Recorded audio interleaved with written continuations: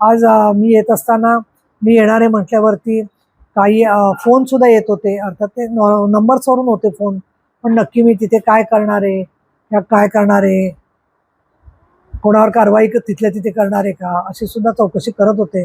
म्हणजे कुठेतरी पाणी मुरतंय असं वाटतं की एवढे घाबरून का गेले मी येणारे म्हटल्यावर लोक, मला काही कळलं नाही आहे त्याच्यामध्ये. परंतु सुप्रशासन असावं अशी माझी भूमिका आहे. या सगळ्याचा अहवाल मी एकनाथ शिंदे साहेबांना देऊन त्याच्यानंतर त्यांनी सुद्धा याच्यामध्ये ते लक्ष घालतीलच, त्यांचं लक्ष आहे इथे.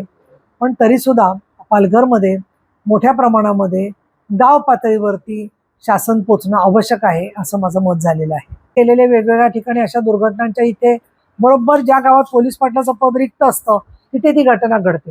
म्हणून मी ॲडिशनल SP-ना सांगितलेलं आहे की ज्या गावांमध्ये पोलीस पाटील नाही आहेत तर त्या ठिकाणची जबाबदारी जी आहे ती तिथल्या PI वरती आहे की त्यांनी ती माहिती जमा करून घेतली पाहिजे. आणि घातक रसायन तिथे होतं हे झालेल्या स्फोटावरून स्पष्ट आहे. तर मी इथल्या PI-ना असे निर्देश दिलेले आहेत की 15 दिवसामध्ये तुम्ही तुमच्या तालुक्यामध्ये पोलीस पाटील असो किंवा नसो, तालुका म्हणजे ज्युरिस्डिक्शनमध्ये त्याची नीट यादी करून ती कारवाईसाठी औद्योगिक सुरक्षा विभागाकडे आणखीन जिथे परवानग्यांच्या संदर्भामध्ये मग ती बांधण्याची परवानगी असेल, विजेची परवानगी असेल, त्या संबंधित विभागांना तुम्ही पाठवा. त्याखेरीज औद्योगिक सुरक्षा विभागाला मी निर्देश दिलेले आहेत की तुम्ही ज्यांना मान्यता दिली आहे त्यांची सर्टिफिकेट जशी लिफ्टवरती लावलेली असतात प्रत्येक ठिकाणी तशी तुमच्या वेबसाईटवर असली पाहिजे की कुठल्याही नागरिकाला कळलं पाहिजे की हा कारखाना बेकायदेशीर आहे का कायदेशीर आहे. म्हणून तुमच्या वेबसाईटवरती तुम्ही ती माहिती ठेवा.